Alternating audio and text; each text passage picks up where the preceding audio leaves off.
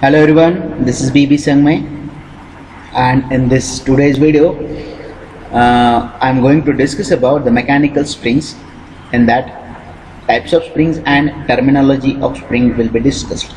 Okay, do subscribe for the upcoming videos of machine design. A spring is defined as an elastic machine element which deflects under the action of load, and it returns to its original shape when the load is removed. Okay, so it can take any shape and form depending upon the application. There are various important functions and applications of spring.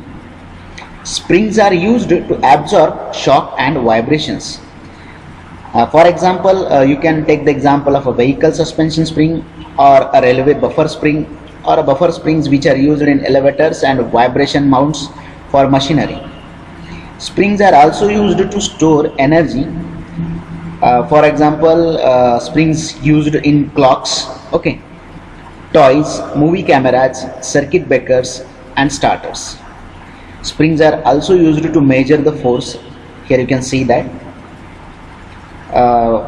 the example is springs used in weighing machines and scales. Springs are used to apply force and control the motion. There are number of springs which are used for this purpose. In the cam and follower mechanism, spring is used to maintain the contact between the two elements, that is cam and follower. Okay. In engine valve mechanism, here you can see that spring is used to return the rocker arm to its normal position when the disturbing force is removed.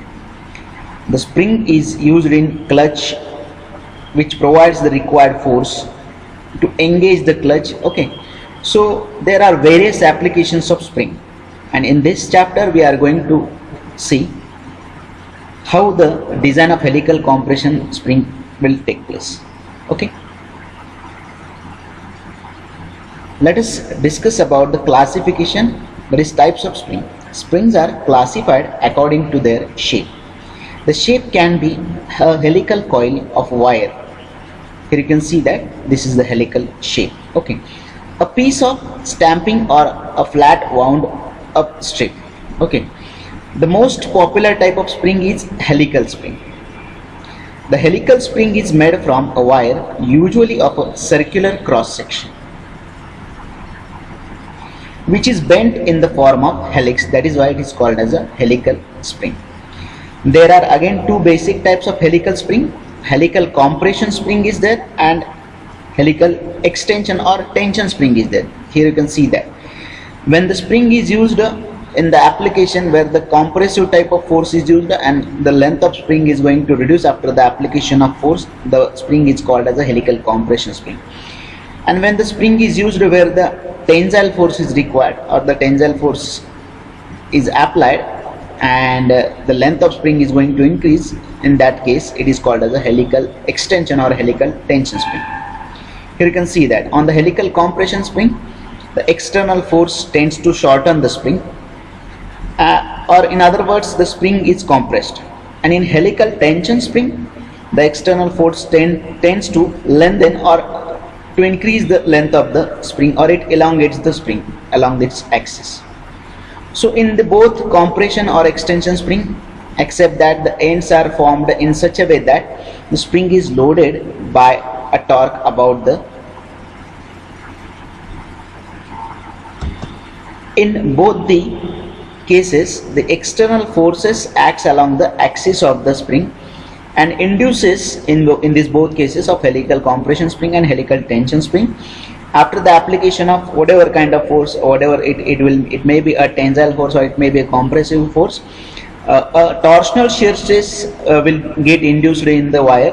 Okay, so it should be noted that the spring is under compression. Although the spring is under compression, the wire of helical compression spring is not subjected to compressive stress. Okay, students, remember that it doesn't matter whether the spring is helical compression or helical tension. When you will apply a force on a helical compression spring, there will not be any kind of compressive force. There will be only a torsional shear stress and direct shear stress will be there.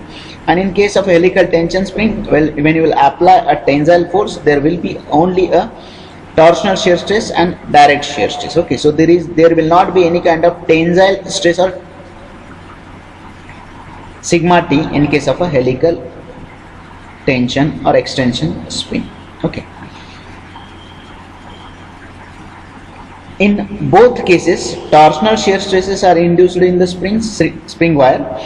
The word compression and extension, here you can see that the word compression and extension are related to the total spring and not to the stress in the spring wire. Okay, in helical extension spring the coils are wound tightly, they are close to each other. Here you can see that there is no any axial gap between the turns or wounds. Okay, so that the initial force is required before the in helical extension spring the coils are wound tightly together, so that the initial tension force is required before the extension begins. The helical springs are sometimes classified as closely coiled helical spring and open coiled helical spring. Okay, the difference between them is a helical spring is said to be closely coiled spring when the spring wire is coiled so close that the plane containing each coil is almost at right angles to the axis of the helix. Okay, in other words, the helix angle is very small, it is usually less than 10 degree. In helical spring, a helical spring is said to be an open coiled spring when a spring wire is coiled in such a way that there is a large gap between adjacent coils. Here you can see that.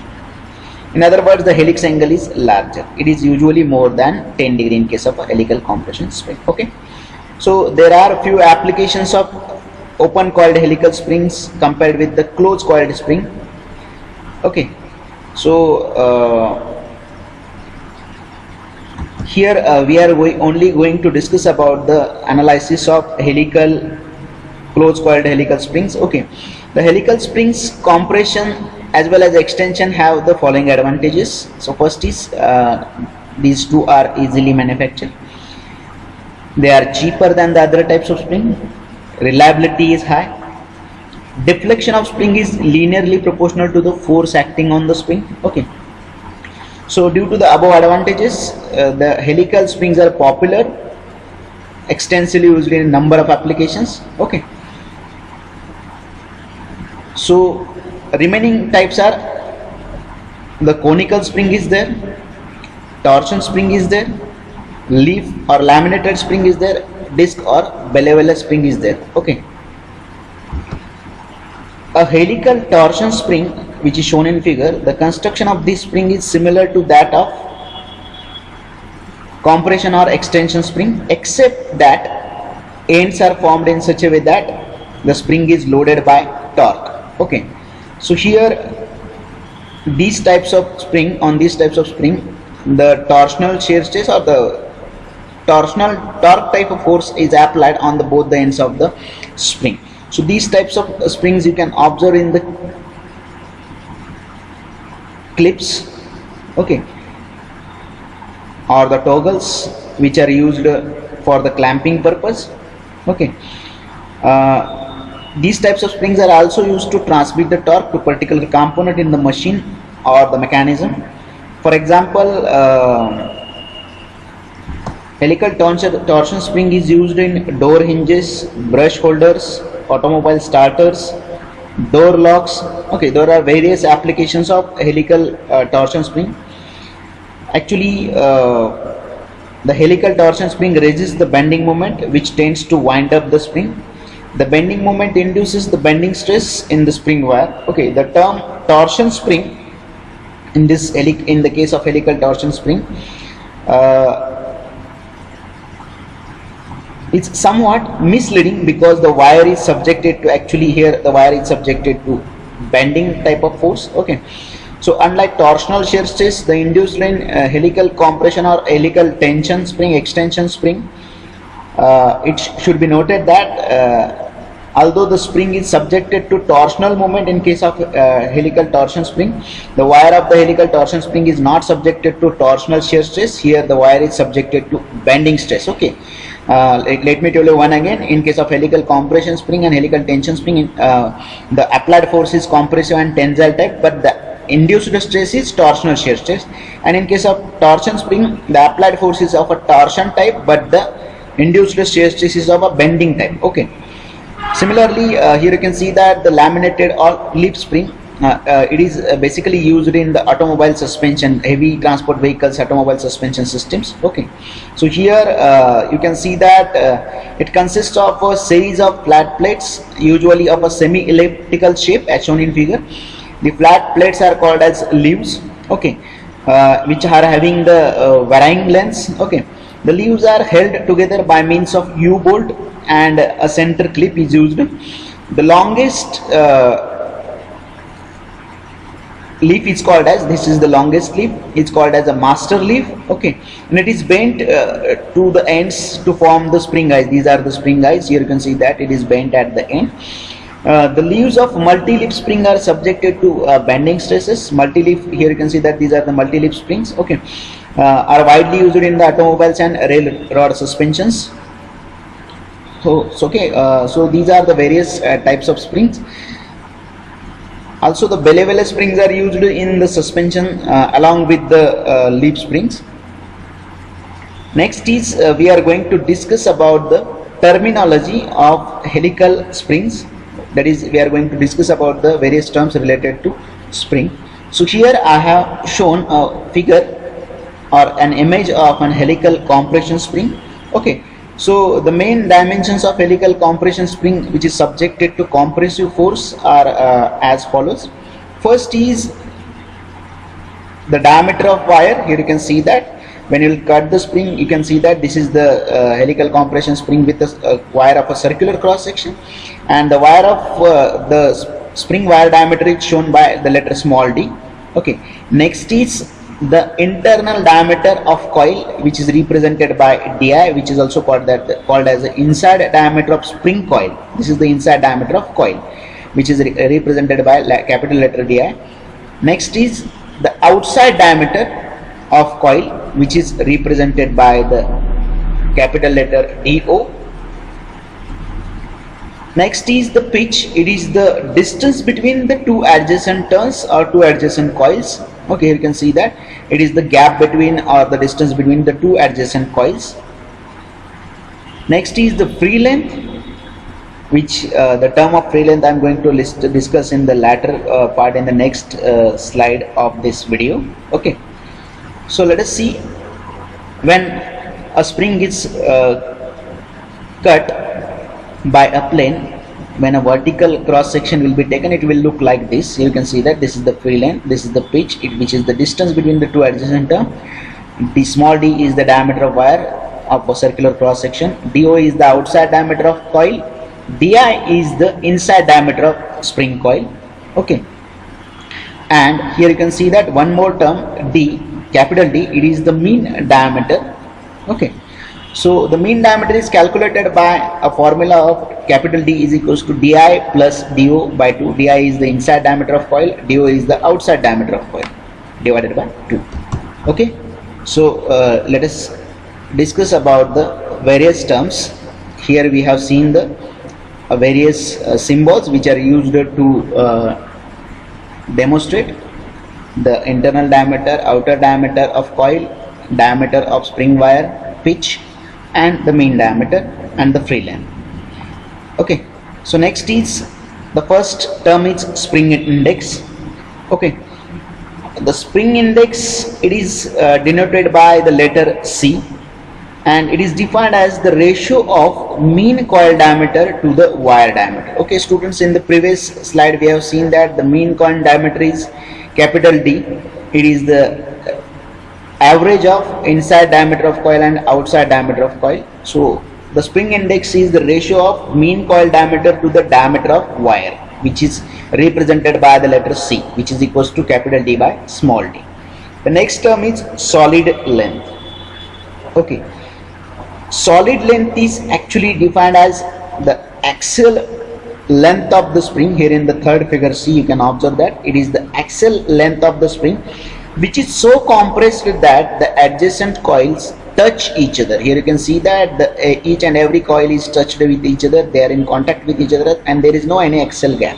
Okay, So the solid length is defined as the axial length of spring which is so compressed that the adjacent coils touch each other. Okay, so in this case the spring is completely compressed and there is no further compression is possible.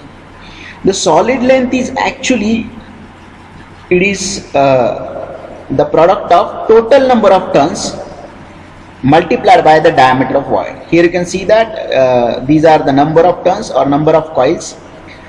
So it is the product of total number of turns nt multiplied by the diameter of wire. Okay, so this is how the solid length is calculated. Here nt is total number of turns and d is the diameter of wire. Next is the compressed length. In the figure B you can see that the compressed length is defined as the axial length of the spring which is subjected to maximum compressive force. So here you can see that after the application of maximum force there is a deflection delta. So this is the reduction in the length of the spring. This is the free length. Actually free length is the length when there will not be any kind of load on the spring and there will not be any kind of deflection. Okay, so here compressed length is, it is defined as the axial length of spring which is subjected to maximum compressive force. So in this case, in the second case, that is in the figure B, the spring is subjected to maximum deflection delta. Here you can see that delta is the maximum deflection. When the spring is subjected to maximum force, there should be some gap or some clearance between the adjacent coils or adjacent turns. The spring gap is, the gap is essential to prevent the clashing of the coils. Otherwise if there will not be any gap, after sudden application of load there will be a clashing or the spring coils will make impact on each other. Okay, the clashing allowance or the total axial gap is usually taken as 15%. Okay students, 15% of the maximum deflection. So the required gap should be 15% of the delta max, that is the maximum deflection. Okay, sometimes an arbitrary decision is taken and it is assumed that there is a gap of 1 to 2 mm between the adjacent coil after the application of maximum load or at the maximum load condition. So in this case the axial gap is given by the total gap nt minus total gap is equals to nt minus 1 divided by gap between the adjacent coils. Okay, so here nt is the total number of turns. Minus 1 means actually in the springs the end turns are not used for the deflection purpose. They are inactive, they are called as the inactive turns. Only the middle turns are used. So total upper half and lower half is deducted from the total number of turns because they do not actively participate in the shock absorption, or you can call it as they are not get deflected after the application of force. That is why we are neglecting the upper half and lower half turns. So that is why it is the nt minus 1 from the total number of turns we are deducting the number of inactive turns. Okay, so next term is free length. Here you can see that, which is the here you have to observe the figure A. Free length is defined as the axial length of an unloaded helical compression spring. Okay, so free length is the length of spring when there will not be any kind of load and there will not be any kind of spring deflection which is measured along the axis of the spring. Okay, so in this case there is no any external force act on the spring. Free length is an important dimension in spring design and manufacture. It is the length of the spring in free condition prior to assembly. Okay, actually free length is given by it is the sum of compressed length plus deflection delta. So you can see that this is the compressed length plus deflection delta. Okay, so here how the compressed length is calculated. Compressed length is actually solid length. This is the solid length, which is the product of total number of turns into diameter of wire plus total axial gap. And how the total axial gap is calculated, you can see that in the compressed length total axial gap is equals to nt minus 1 divided by gap between the adjacent coils. Okay, so here plus delta, so solid length plus total axial gap plus delta is nothing but free length. Next term is the pitch of the coil. Okay, so here the pitch of the coil is defined as the axial distance between the adjacent coils or adjacent turns of the spring in uncompressed state of spring. Here you can see that this is the pitch, which is the distance between the two adjacent turns in uncompressed or unloaded state. Okay, it is denoted by P, and it is calculated by using the formula pitch is equals to free length divided by total number of turns Nt minus 1. So here we can calculate the free length by using this formula, where free length is equals to solid length plus total axial gap plus delta. Okay, next term is stiffness of the spring. It is represented by letter K, and it is defined as the force required to produce a unit deflection. Okay, let me tell you once again. Stiffness of spring is defined as the force required to produce unit deflection. So stiffness K is equals to applied force divided by deflection. Applied force is the P, which is required to deflect the spring, divided by deflection of spring. Okay, so here the unit is K is the stiffness of spring, P is the axial force in Newton, delta is the deflection in for the corresponding applied force P in mm. So it will be Newton per mm. Okay, so there are various names of stiffness of spring. It is also called as a rate of spring. It is also called as a gradient of spring. It is also called as a scale of spring, or simply a spring constant. So the stiffness of spring represents the slope of the load deflection line. Okay, so there are two terms related to spring coils. First is the active coils and inactive coils. Active coils are the coils in the spring which contribute to the spring action. Okay, already I have told you that the end terms are basically do not participate in the deflection. Okay, so they are called as the end coils, or end turns are called as the inactive coils, and the middle coils are actually they do participate in deflection, so that is why they are called as active coils. Okay, a portion of the end coils which is in contact with the, actually they are in contact with the seat, and they do not contribute to the spring action, and that is why they are called as inactive coils. So these coils do not support the load and do not deflect under the action of external force. So the number of inactive coils are they are calculated by total number of coils minus number of active coils. Here total number of coils are represented by the letter Nt, and number of active coils I have not shown here, but number of active coils are actually they are represented by the letter capital N. So how the inactive coils are calculated? It is the total number of active coils are get deducted from the total number of coils, then whatever will remain, that will be called as the number of inactive, sorry, that will be the number of active coils. Okay, next is the style of end. So there are four common methods which are used in forming the ends of helical compression spring according to the applications. So first is the plane ends, second is the plane and ground ends, third is the square ends, and fourth is the square and ground ends. Here you can see that there is a difference. Here you can see that the plane ends are free, plane and ground ends are a little bit flat. Okay, square ends are bent, and square and ground ends are having some collar like structure. Okay, so actually these are the inactive coils. Okay, here plane ends and plane and ground ends, square ends and square and ground ends, these are the four types. The turns at the two ends do not affect the deflection calculated by the load deflection. Therefore, while calculating the number of active turns, the end turns should be subtracted from the total number of turns. Okay, let me show you one table at here.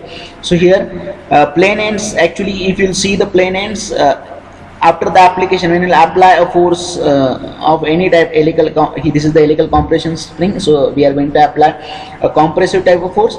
So in that case, each and every turn will get it will participate in deflection, or it will absorb the energy, it will get deflected. So that is why the spring with the plane ends is having number of active turns, capital N, is equals to total number of turns. These are the total number of turns. But in case of a plane ends with a ground, so in this case it is grounded, so we are deducting the half of these two ends. So total number of active turns will be, number of active turns N will be equals to Nt minus 1 by 2. Okay, in case of square ends, the number of active turns, here you can see that this one and this one, actually total two inactive turns are there. So total number of active turns will be equals to equals to nt minus 2. Nt is the total number of turns.